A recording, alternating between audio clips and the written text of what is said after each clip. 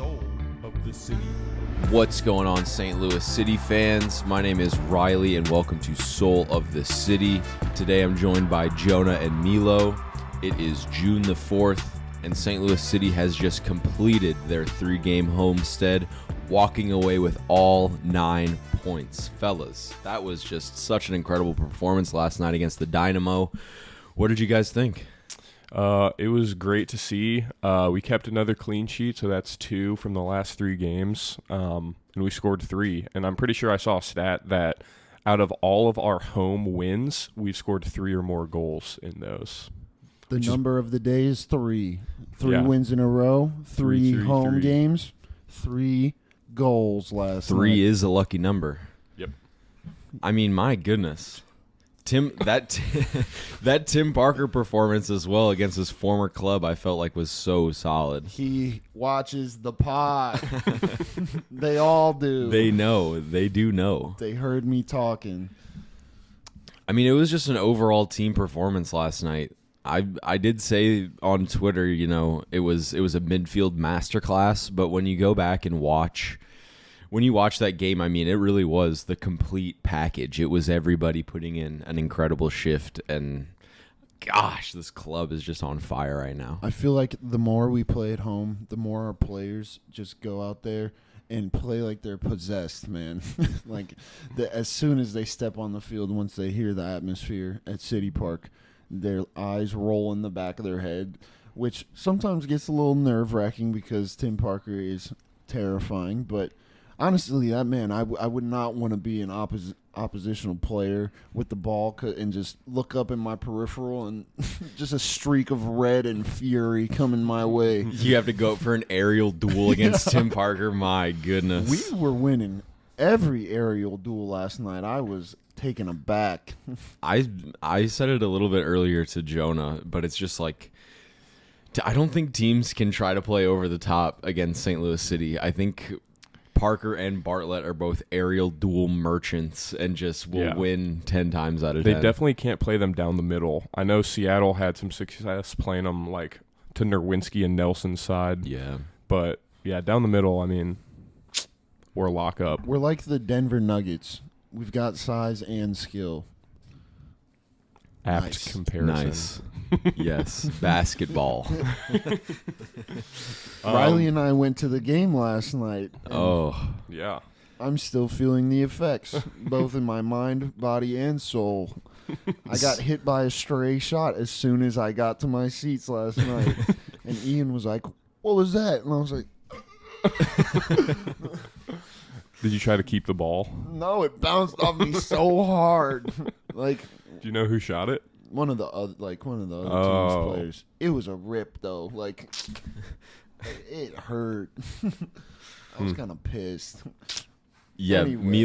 Milo and Ian were both in the supporter section, and my sister and I were just below them on the second row. And I mean, they're truly, I think maybe if there's one other club that can compete with the atmosphere at CITYPARK, might be LAFC. But other than that, I don't think there's any club in the MLS that even comes close. Yeah, and I was on Twitter, and I saw a bunch of the like post-game player interviews, and pretty much all of them, and Carnell, all of them were talking about how great the fans were and how like it really does just help the team.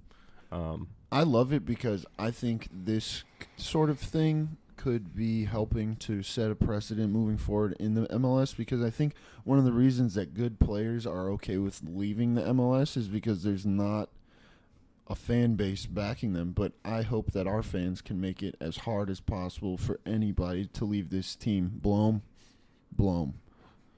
Please don't leave. Please don't leave. You're a god out there. He is the number one suspect, I feel like, for garnering international attention. Yes. Like, he is. So just stay here, develop more. Let us cheer you on in the best way we can. Just give us a couple more years, man. Please. Something else, I feel like Jordan Morris catches a lot of flack, like on the flip side of that, though, because he had the opportunity to go to England, I think, and he was like, no, I'd rather stay in Seattle. And I think that's where a lot of his U.S. men's national team hatred comes from. So it's kind of weird to see, like, is it kind of a double, like, double standard? Yeah. I don't know, probably like Coventry. Swansea. Yeah. A championship side for sure nowadays. Yeah. Not a championship side, a League Two side. Yeah, maybe. I think League Two could still be. I mean, the MLS is definitely improving pretty considerably. For sure. And I don't think it's quite the retirement league that everyone kind of makes it out to be anymore. There's so many young players in the MLS now that it's kind of becoming a league of its own. But yeah, I could understand wanting to stay in Seattle from Jordan Morris's perspective. I mean, especially because that's like his hometown club, and he's probably got family there and everything. Yeah. But I think he's also one of their highest earners as well. So, I mean, the city of Seattle loves him. I don't know about the rest of the United States. He's got the fan base to keep him there. So hopefully we can recreate that with Bloom. Well, I've complained about it in the past. In the past, I've thought that the entire stadium at CITYPARK has not been into it, but last night every was single into it. soul. And it looked like a European stadium. Like the flags were going the entire time. Everybody was chanting the entire time. I was very impressed. We need more chants because the fans deserve more chants. The players deserve their own chants. I can't believe we don't have player identified chants yet. We really. do have we have the one Berkey chant that, and it's just to the Berkey. No, it's to the tune of Zombie. Oh yeah. Which, I mean, it's okay. Like, that's the thing is, I think we all kind of were pretty critical of the chants going into the season, but seeing them in application being used on the field, shout out Florida Noise. They do such a great job organizing, and I think since the entire stadium's been learning the chants, it just it totally changes the way that you hear it. I at once said, I'm never gonna do some Yankee Doodle Dandy chant. Like, you won't catch me. But when the entire stadium is doing it around you, like, you have to do it with them. So you're getting peer pressured, is what you're saying. Oh, definitely. But it's a good kind of peer pressure if that exists. I had a guy behind us last night. I was screaming in an English accent, and he was like, "We don't do that here. We don't act like we're English here." And then not 5 minutes later, he's chanting the Hey Jude, like the Hey Jude chant. And I'm like, what? Where do you think that comes from? The hypocrisy. And then the Berkey chant. That's the UK too. Yeah. Get out of here. That's Whoever the one you are. Get off my nuts. I wish there was just a little bit more flexibility and they would allow some other chants to be brought in. Like, we were singing nah. Well, we can get into the game a little bit here. We're kind of getting off track. Over. All right, so going into the game, I guess starting lineup wasn't too much different from the past two games. The only difference was Stroud, and he missed the game due to yellow card accumulation. So that's why he wasn't on the bench. So instead of him, we saw Ostrak slide in. Money man. And, I mean, we were kind of talking about him having to earn his starting spot back, and I think he's been playing pretty well. I mean, Jared Stroud is out with yellows. Who else is going to start? Jared Stroud watches Blue Lock. Not Jared Stroud, excuse me. Tomas Ostrak watches Blue Lock. He smells goals. I promise. That goal he scored last night, he had no business being there. He's always right place, right time. I got to hand it to him. Yeah. Go ahead. First real chance of the game is the Leuven PK, and that comes about from Indiana Vasilev cutting up two defenders in the box, just squeezing right through them, and then they bring them down because they have no other choice. And Leuven converts the penalty, and that's actually the third goal in the past three games for Leuven that have come from Vasilev being fouled. Vasilev. He's creating so much, man. Yeah. I love it. He just gets in. He's so shifty. The fact that Blom came back and allowed him to play the 10 is just so incredible. Vasilev, and what I love the most about Vasilev is he's so in tune with St. Louisisms, and he just like feels the energy in the city and like wants to be a St. Louis, and he's so awesome. Yeah, I love him. He was in the corner over by you very early in the game, just getting the crowd going, and I was like, this is fucking awesome. Like, Did you guys see the picture of him after the game in the locker room with the citywide beer? Yes. I thought that was this hilarious. man is staying here for sure. Oh, I pray. retweeted it, and I was like, I swear to God, this guy was born and raised in the 314. Like, he knows what's up. Yeah. I love how much fire we're catching because I've said it before. We were already good, and we didn't have chemistry. We didn't have anything. We were a brand new team. Yeah. And we're halfway through the season. We're now? almost I halfway. think two more games pretty until close. halfway, and everybody's confident. I mean, this is a team we did not see even kind of in Chicago. Yeah. Not even kind of. And it's actually like, I was thinking about it. So we play FC Dallas on Wednesday, which is like the second half from our game that got rained out or stormed out or whatever. And the state of mind that our team was in, like when the first half of that game started, like low confidence, terrible form.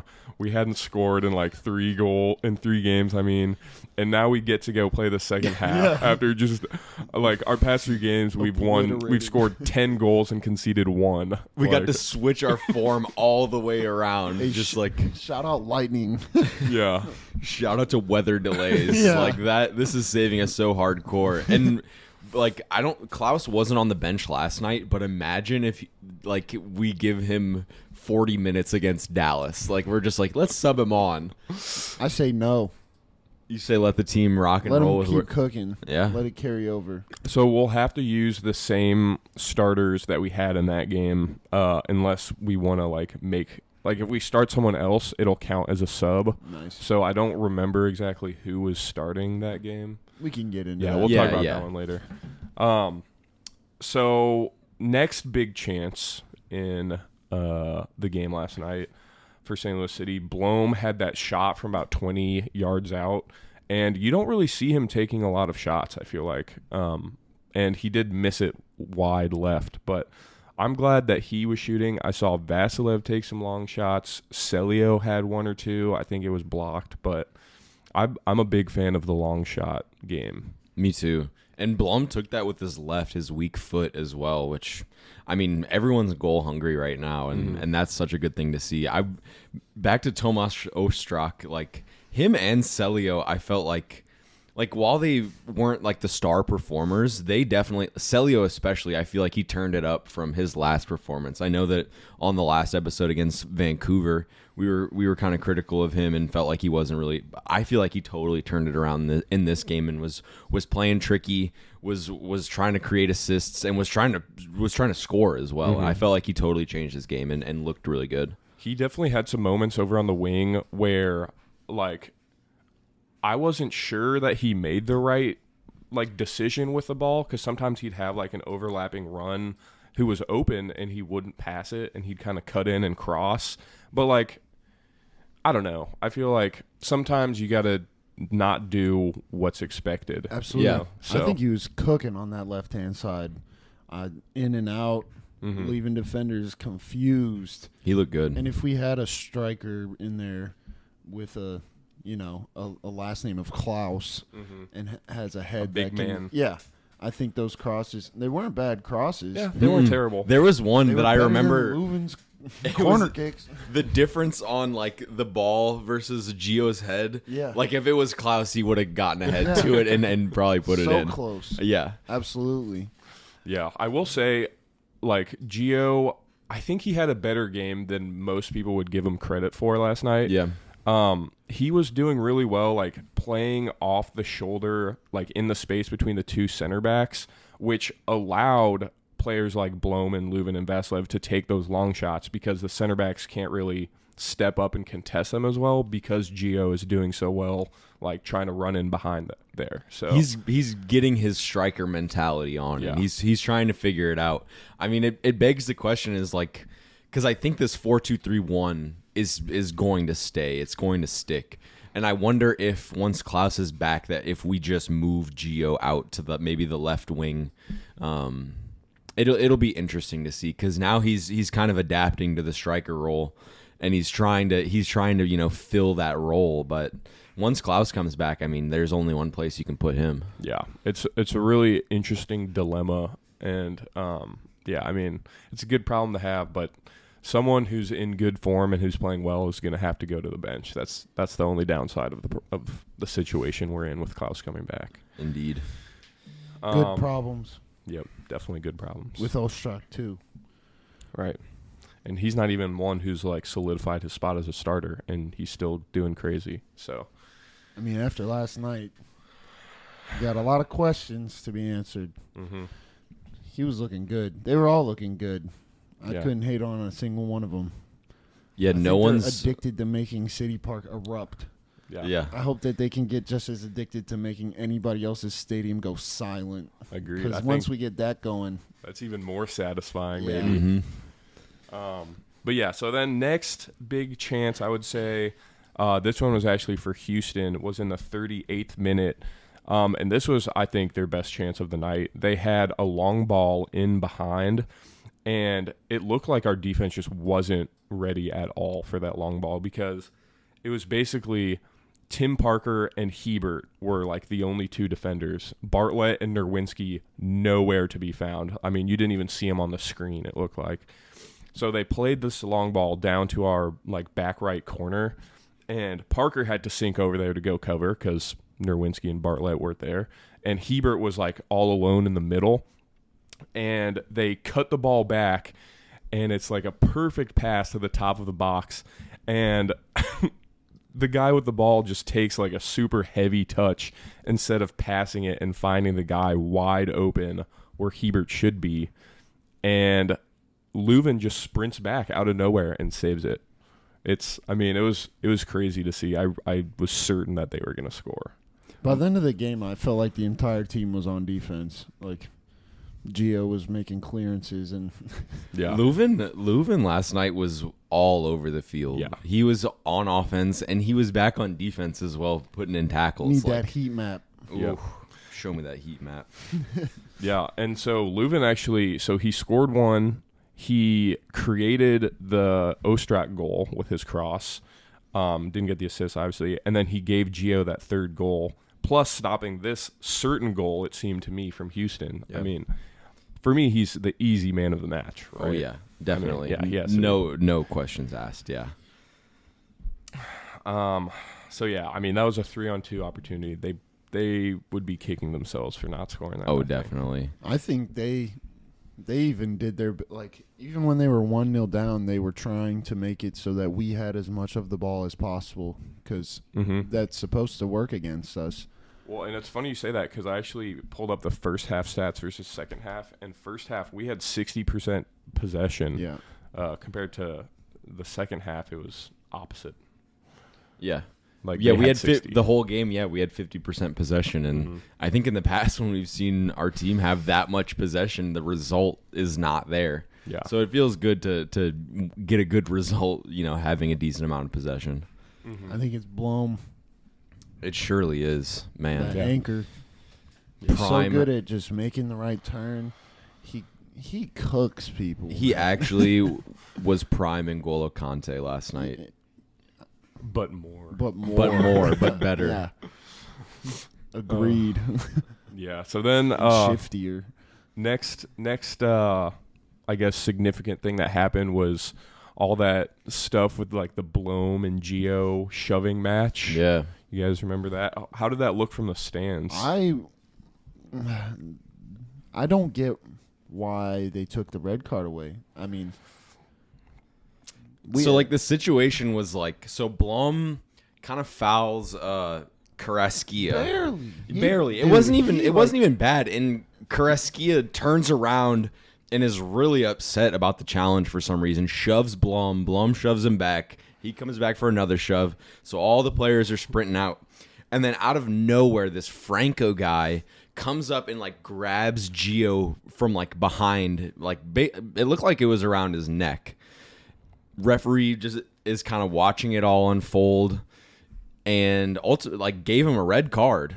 Sent him off. Gio the guy had his arm around Gio's chest or neck area, and then Gio ended up on the ground. And so I actually saw. Usual. Yeah, he does go down easy, we know. But apparently the VAR determined that the reason Gio ended up on the ground was because Tim Parker pushed the guy who had his arm around him. Oh. So they ruled that, I don't know, it wasn't a red card warranted foul, I guess. So they rescinded it, but he did end up with a yellow. That ref should have given their coach a red, too.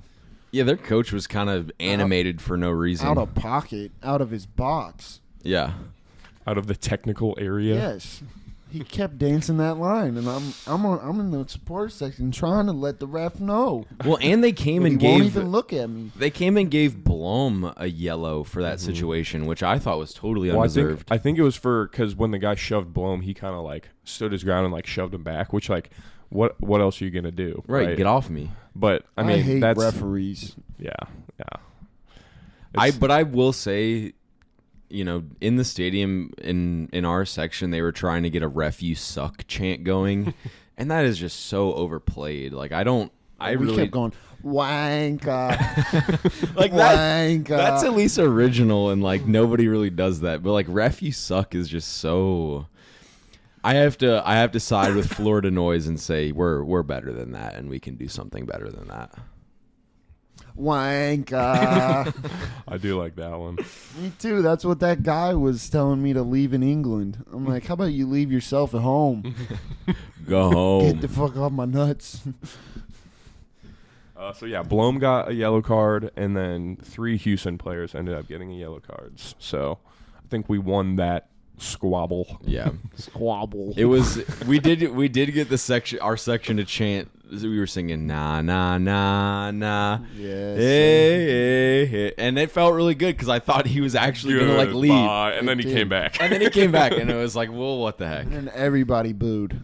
Yeah. Oh my gosh. And then for the remainder of the game, anytime Franco touched the ball, it was just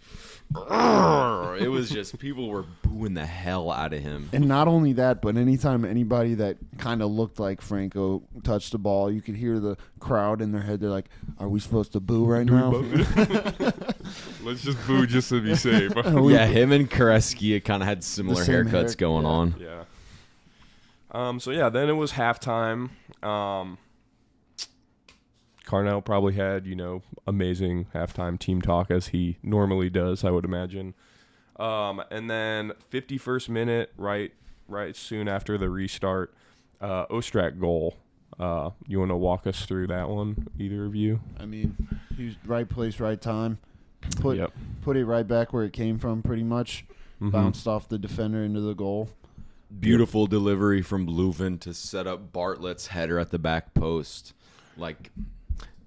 Leuven prime Kevin De Bruyne last night. But more. We were saying it for so long, he's and then we got now. the Colorado performance, and then we got the Chicago performances, and it was man, this guy might not have it. We were like, he's looking so frustrated out there. Maybe he is prime Kevin De Bruyne, but better. Yeah, so Leuven This crossed the feels ball. great. Crossed the ball to Bartlett, perfectly weighted cross. Bartlett jumps up, perfect pass to the back post to Ostrak, and the goalie's just completely out of commission at this point, all the way on the other side.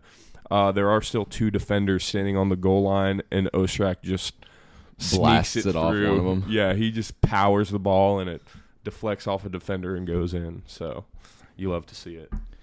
Yeah, I wasn't even sure, because that's the one thing that I kind of don't understand is why we want to attack the other end in the second half. I really I couldn't even tell that it was a goal at first. I wasn't even aware that it was being set up. Why wouldn't we have us attacking the supporter section end second half?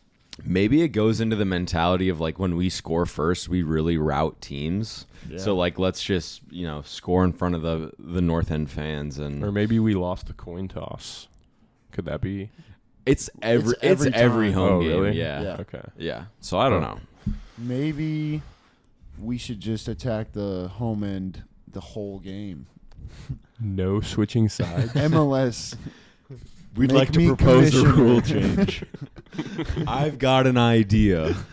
To make St. Louis win more games. Hear me out. Hear me out.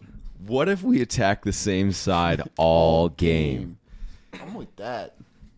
I mean, it would be nice. It would make For us. away games harder too. It's not like it's just a home field advantage. Yeah, I feel like it's too disingenuous to the game. All the Euro snobs would hate the MLS even further. I wouldn't like that. I rule, don't. think. Yeah, me neither. I wouldn't either. I'm just gonna start buying 2 tickets to the game, so at halftime I can trek to the other side. Nice. That's a good idea. Yeah, not really. You gotta find for my pockets. You got to find a St. Louis City fan who really likes our defenders, and you got to coordinate with them, and then you guys can swap back and Yeah, forth. man. Guys that are like, man, I really want to watch the wrong end of the game the whole time. Hey, there is no wrong end, man. You're right. All ends are the right end when you're watching St. Louis City. It is fun to be there, like in the last 15 minutes behind Berkey, when like the defense is looking kind of shaky, everybody's tired, but it's 3-0, and everybody in the stadium, everybody on the field, except the other team, obviously, is just pushing for a clean sheet. It was like everybody forgot about scoring goals, and everybody was just locked in on that clean sheet. I love that. And Berkey is just a madman. Berkey is MLS All-Star bound, hands down, no questions asked. He's the number 1 goalie in the league, like, by far. By far. Like, and that's one other thing is maybe I don't watch enough other MLS games to like really feel confident, but Berkey is hands down. And with these Leuven performances he's been stringing together, I wouldn't be surprised if he also makes the MLS All-Star team. Yeah, I mean, I think he's obviously it's the whole team doing well, but Leuven has played such a large part in our success. So, and it's just so funny because truly it's Blom's return that has allowed all of this to happen. Like, yes, Vasilev has been helping us out of the rut. Leuven's been helping us out of the rut.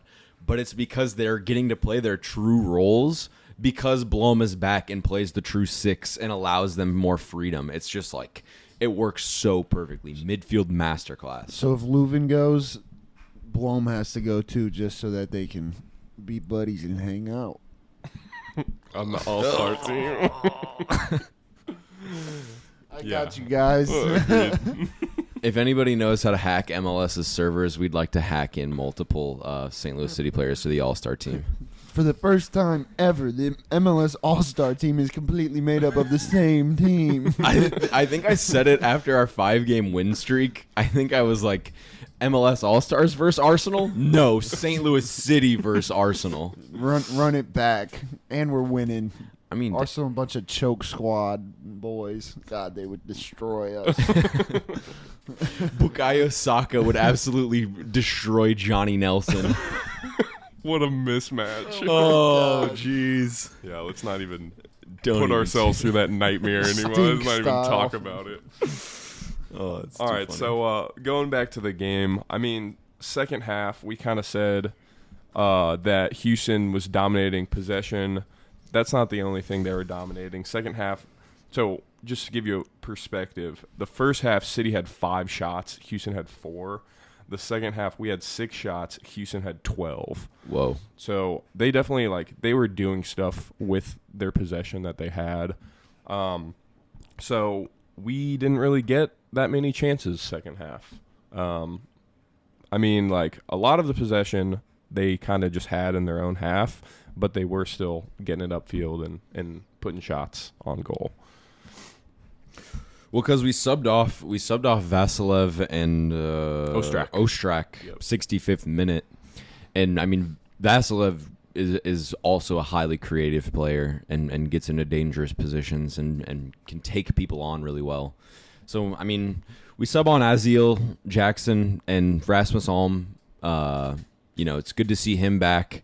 He's looking rather rapid even still. Even with his stink eye. Yeah, I'm sure he didn't start just for fitness reasons. Yeah. But I I would expect him probably to start going forward next game. I'm guessing it's going to go back to Stroud and Alm when they're both available. Scary Jerry. Scary Jerry. What the hell? So yeah, I mean, nothing else really happened in terms of St. Louis City until the 83rd minute when Aziel Jackson went down in the box. Did you guys think that was a soft call or?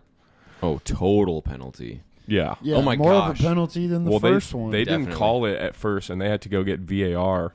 Oh my gosh, the entire stadium, because they played the replay almost immediately, and you saw the players look up at the screen, the entire stadium reacted, and that's when I think we all knew that the referee had to go look at the VAR. Our stadium peer pressures the ref so hard, it's ridiculous. That's home field advantage, though, right? Oh Yeah. my gosh. That's why I don't want to do ref you suck chance, because, like, come on, like, for the most part, referees are gonna give the home team the benefit of the doubt, and they're gonna try to preserve their own feelings a little bit. Mm-hmm. If we can just not tell him he sucks and just let him cook, I think we'll be in a far better position than telling him he sucks and then he's really gonna shit on us. Your shit, wanker. Yeah, the commentators, because I wasn't at the game, I was watching on TV, and the commentators said, like, for both PKs, honestly, they were saying that both of those calls were soft. And, I mean, I don't know what they were watching. Yeah. People- Like, they were no. certain fouls. They're both American commentators, weren't they? Yeah. Yeah. I think Average No, and everybody in the MLS loves to hate us. If you ever It's don't, just a St. don't Louis. go into the comments because they will find any reason for our win not to have counted. Unless you're Taylor Twellman. Shout out the boy. Man, Agreed. come full circle. It really is. It really is full circle. Like, I go back and I think about when I used to hate the MLS, and now I love it, and I love the commentators, and Taylor Twellman's from St. Louis, and we love him. Yep. Agreed. It's a hard sell. So, really, the last few things that I have here, we made a triple substitution in the 89th minute. Gio, Celio, and Nerwinski all came off for Nelson, Jensen, and Yarrow. They didn't really play enough of the game to really comment on their performances. I did see that it looked like Jensen was striking. Yeah, I for a saw little that bit. too. And Yarrow was playing like right back. Yeah. Which I kind of like him more in that role. I feel like that's probably how if he's ever going to fit into the first team side, it's probably going to be through right back, because I don't know how confident I feel at playing him at center back, Especially with all the other center backs that we have. Oh my gosh, he's yeah. probably like pretty low on the pecking order, I'd guess. But I actually think, like, in general, I mean, he didn't really get that many touches, but I think in general Yarrow is pretty good with the ball, and it would be interesting to see him get some more game time over Nerwinski, especially because that's someone who we've been pretty critical of. He doesn't really offer that much going forward. He's all right defensively, but I mean, Yarrow is good defensively too. So yeah. I guess it's kind of the same thing, right? Like, I don't know that Yarrow really has a whole lot of offensive capability in his bag.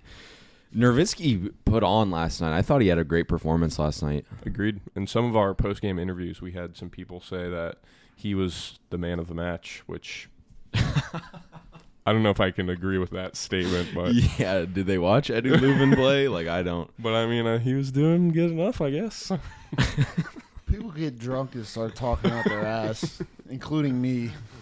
Yeah, definitely come check out our Houston Dynamo video we're putting one's out this week. Definitely gonna be a little more shaky than the first two. Yeah, this one will be interesting for sure. It's gonna be way harder to chop up, but that's for Ian to do. Oh, me. None of the editors are at this table right now. If you're watching and you edit our videos, we love you and we appreciate you. That being said, you can email us at firsttouchmediallc@gmail.com if you know any editors who would like to work for free. For free. Unpaid internships? We are hiring interns. Actually, can you pay us? Actually. So what? We got Dallas upcoming this week. That'll be interesting to turn that around. Just shit on them, hopefully. Hopefully get another 3 points. Like this run that St. Louis City is on right now is unprecedented in terms of expansion sides. And if we go out and wrap up Dallas with a W and then we play LA Galaxy at home, like we're steamrolling. 15 points in 4 weeks is ridiculous. I did that math right? Yeah. 15 points. I think that if we can get a dub on Wednesday and get a dub on Saturday, that increases our playoff chances. I mean, it's almost. I'm not saying it. Nothing. Well, so last season, I'm pretty sure I heard the commentators on TV say that the last spot in the West got there with 9 wins, which is only 27 points, and right now we have 25. Like, I'm pretty sure we're basically guaranteed playoffs because they lowered it. I mean, they increased the number of teams to 9 teams now anyway. So now we're moving on from making the playoffs and moving towards. Yeah, I don't think making the whole playoffs is thing. the goal. I think that's just a given at this point. So I think that getting a high seed, home field advantage, making a playoff push at least, winning it. I think those should all be goals. You know what? The treble is still on for St. Louis City. It is. Amen. Good point. MLS Cup, Supporters Shield, Leagues Cup. Yeah, we got knocked from the Open Cup. Could have had a quadruple. Could have done the quadruple in our very first season. Something for someone else. Right, somebody else has to win something. We're saving the quadruple for next season. Precisely. Chicago, you better win the Open Cup. I've totally forgot about that entire week of Chicago despair. Yeah, that was a pretty We repressed those memories. L week all around. We drove back sad from Chicago for the team just to come out and totally put a smile on our face. So I don't even remember what I said in that episode.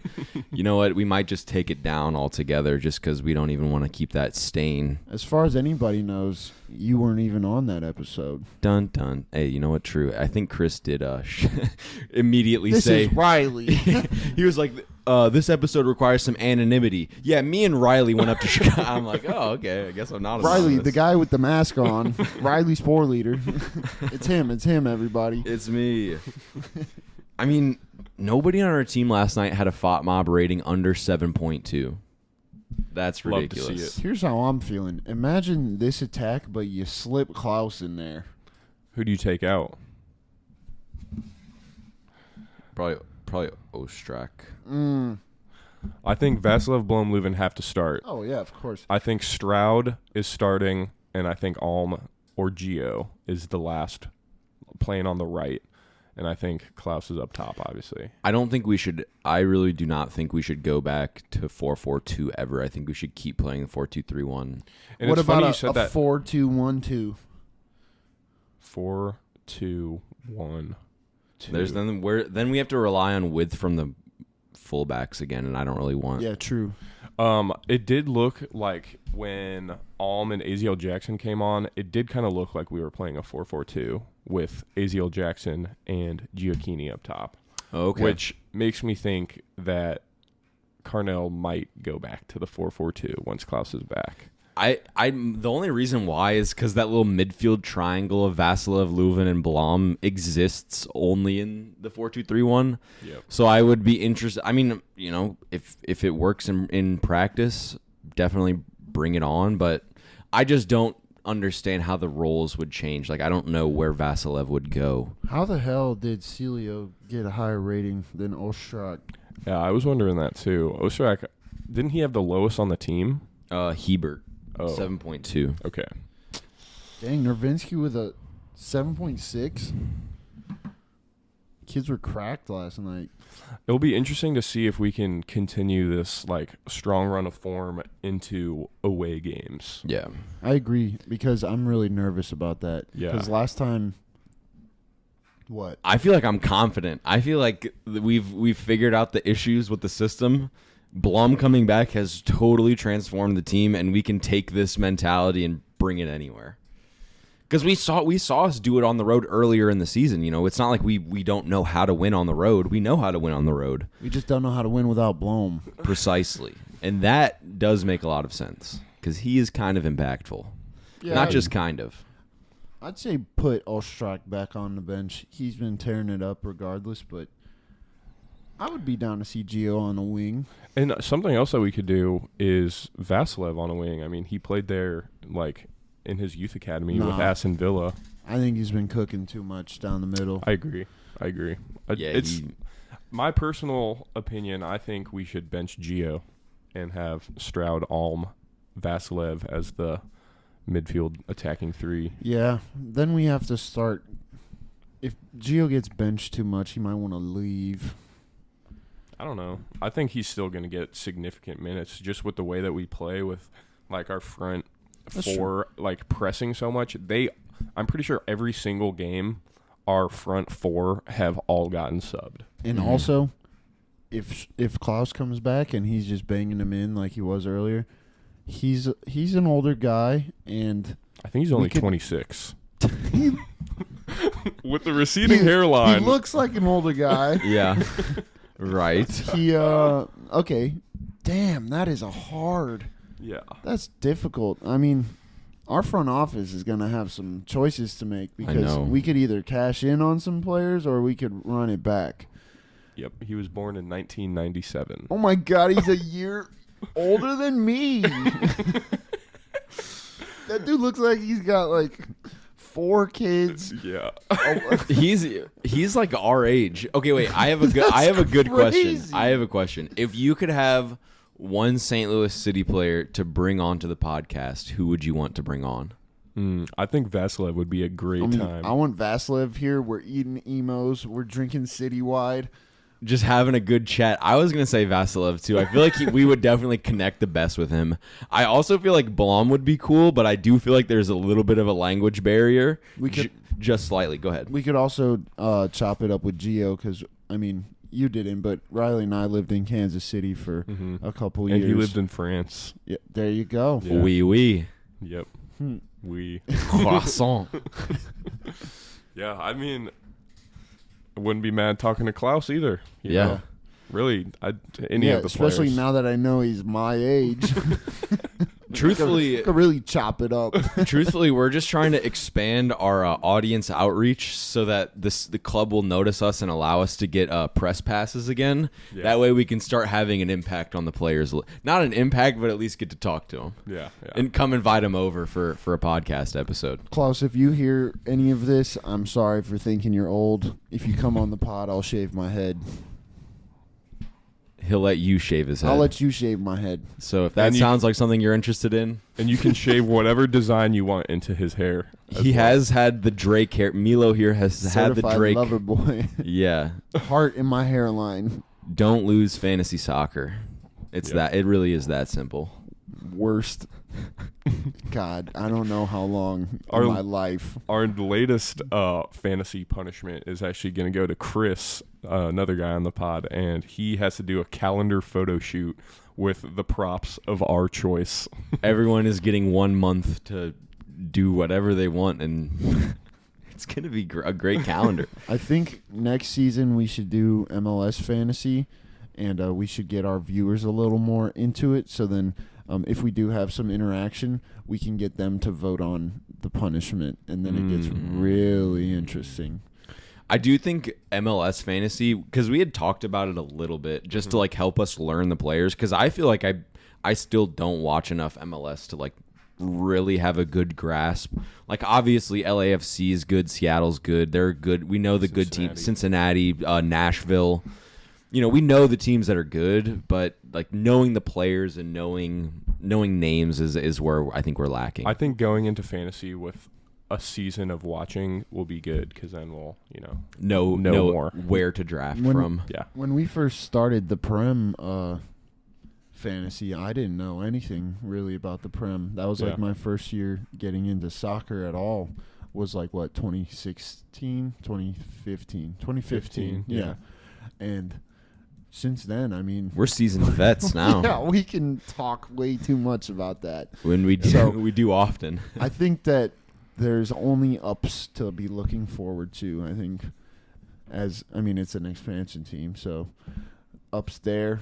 Our knowledge on the MLS only up from here. So I did hear an interesting take was like, okay, well, St. Louis City have kind of outperformed their original, goals of, let's win a couple games. It's our expansion year. Does your guys's does your expectation change for the team now that this is what we've seen? Yeah, and that's kind of what I was saying earlier about how making the playoffs isn't the goal anymore. It's doing well in the playoffs. I think we've shown that, our first 5 games that we won in a row, it wasn't a fluke. Like, we're actually a good team. We're contenders. Yeah. I think at this point, getting a trophy, at least one, gotta be. I think that would be outperforming expectations, even the ones that I have that are raised from before. But it only took 5 games to outperform our last expectations. Fair enough. Yeah, if at the end of the season, we're top of the Western Conference or top of the Supporter Shield, then that'd be crazy. We got to beat LAFC, I think, in order to do that. Yeah, because they're gonna run rampant against everybody. If we can defeat them. The only thing is, don't we play them at LAFC? Yeah, I think so. Yeah. Yeah. Which is dangerous, man. That's like we said earlier in this episode. That is a hostile ground to travel to. But if we win, then it only makes it that much sweeter, And if we lose, then we have a built-in excuse. So it's cool. We don't make excuses. We just win. Yeah, I'd be happy to tie LAFC at definitely. at LAFC. Kansas City, Sporting Kansas City got that result. I'm sure St. Louis would be able to as well. Yeah, agreed. You guys have anything else? I think, we're on top of the world right now. St. Louis City is the best club to ever exist on the planet Earth. Top of the league. Top of the We league. are first in the West right now. Bow, bow, bow. Cincy looking dangerous, and guess who's the only team to beat them? Us. Yeah. 1, 2, 3. That's a W. That's a W. All right, folks. Well, I think we're done here for the day. Thanks for tapping in. It'll be interesting to see what we do for this Wednesday, considering we play a game on Wednesday. So maybe expect an episode on Thursday. I don't really know. But oh, yeah. Seems good. Ian, bro. What's the XG, bro? I want to know. Oh, well, actually, I have those stats handy. Oh, okay. Well, you know what? While we're here. I'm shouting out Ian Comerford. So we outperformed Houston in XG. We had 2.39, scored 3. They had 1.42, scored 0. So they underperformed their XG. Yeah, but I would say Berkey saved. He's the one who underperformed their XG, if that makes sense. Yeah, All I'm I see what saying you're is saying. it was Ian's first game, and I guarantee you when you're sitting in those stands and you're hearing the fans and it's all going to plan, And you're feeling like the man. you're not worried about the goddamn XG. It means nothing. Ian was sitting in the supporter section calculating XG in his head. I gotta remember. Coming from his ears. Anyways, peace out, Dumpsterfire, Dynamo. Don't come back to St. Louis. You're terrible. And that's all we got for you guys. Thanks for tapping in. We will see you guys later this week. Peace. Thank you for watching this episode of Soul of the City, brought to you by First Touch Media and Anchor FM. Make sure to check us out on YouTube at First Touch Media, and all of our socials are at First Touch. Thank you for watching.